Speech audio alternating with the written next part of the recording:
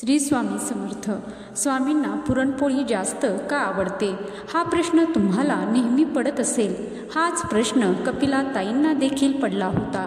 एके दिवशी त्यांनी स्वामींना प्रश्न विचारला की स्वामी, तुम्हाला पुरणपोळी इतकी का आवडते?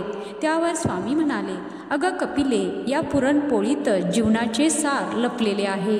ही पुरणपोळी फक्त एका पदार्थाने बनलेली नसून यात गहू, तूप, डाळ, गूळ असे वेगवेगळे पदार्थ सामावलेले आहेत. आता जर नीट बघितलं तर ह्या प्रत्येक पदार्थाची आपली वेगवेगळी एक चव आहे. पण जेव्हा या सगळ्या गोष्टी एकत्र येतात तेव्हा एक सुंदर आणि गोड अशी पुरणपोळी बनते.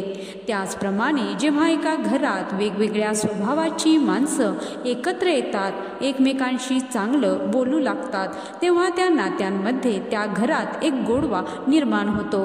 इथं आपल्याला स्वामी सांगण्याचा प्रयत्न करतायत की तुमचं आयुष्य देखील पुरणपोळीसारखंच आहे.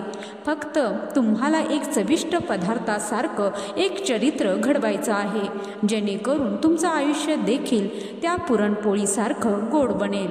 जय श्री स्वामी समर्थ.